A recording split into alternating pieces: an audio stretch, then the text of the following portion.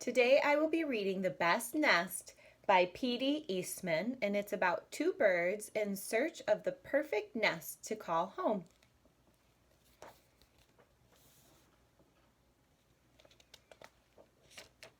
The Best Nest.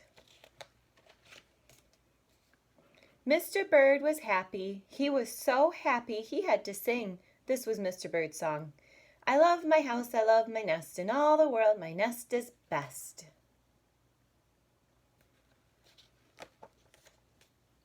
Then Mrs. Bird came out of the house. It's not the best nest, she said.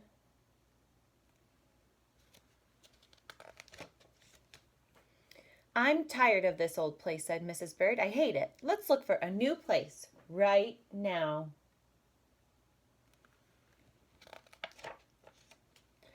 So they left the old place to look for a new one. This place looks nice, said Mr. Bird. Let's move in here. But somebody else had already moved in, so they looked at another house. This one looks nice, said Mr. Bird, and nobody's in it.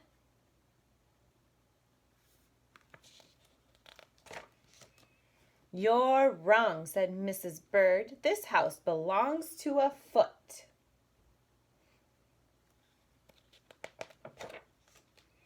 So they went on looking. I like this one, said Mr. Bird. It has a pretty red flag on the roof. I've always wanted a house with a flag, said Mrs. Bird. Maybe this place will be all right.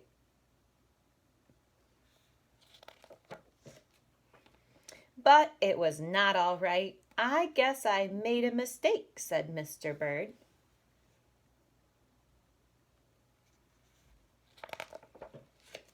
You make too many mistakes, said Mrs. Bird. I'm going to pick the next house, and here it is, right here.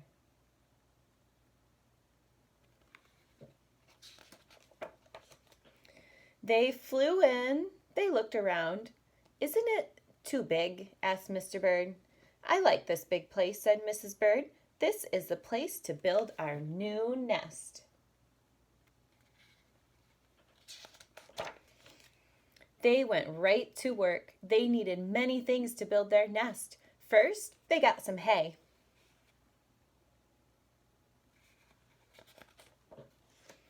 They got some soda straws and broom straws. They got some sweater string.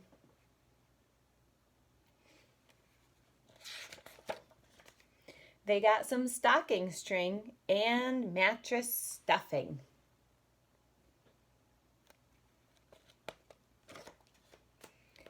They got some horse hair. They got some man hair.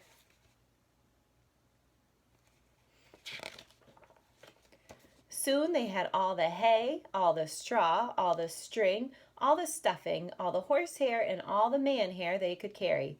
They took it all back to build their nest.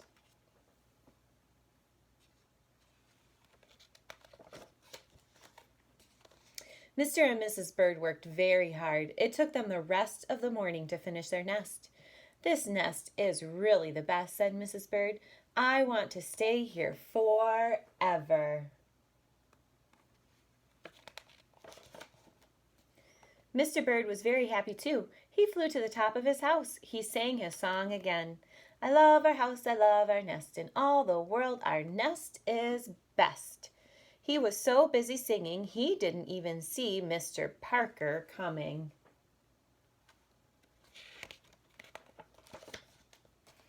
Every day at 12 o'clock, Mr. Parker came to the church. Mr. Parker came to pull a rope. The rope went up to the bird's new nest.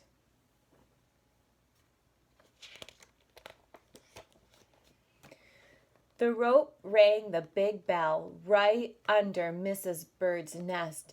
Bong, bong, bong.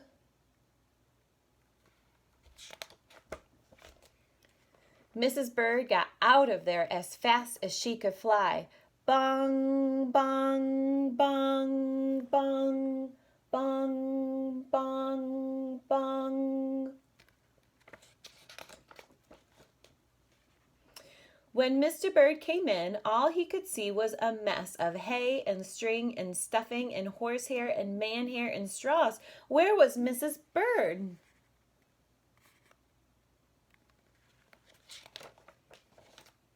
I will look for her until I find her, said Mr. Bird. He looked high, he looked low, he looked everywhere for Mrs. Bird. He looked down into a chimney, but Mrs. Bird wasn't there.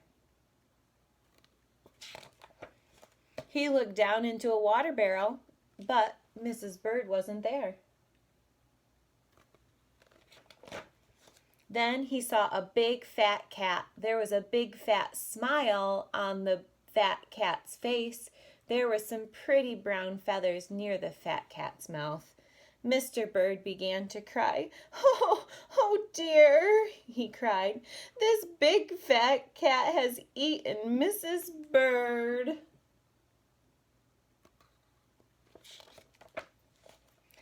Mr. Bird flew off. I'll never see Mrs. Bird again, he cried.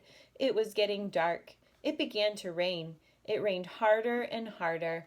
Mr. Bird could not see where he was going. Crash! Mr. Bird bumped into something. It was his old house. That old house that Mrs. Bird hated. I'll go inside, said Mr. Bird. I'll rest here until the rain stops.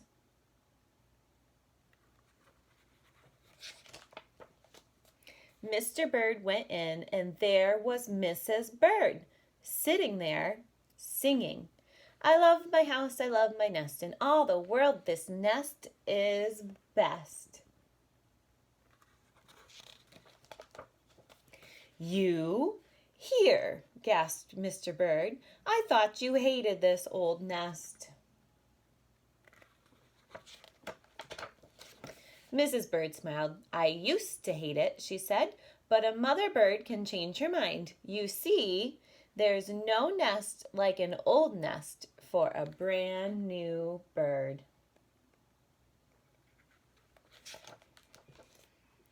And when the egg popped open, the new bird thought so too. The end.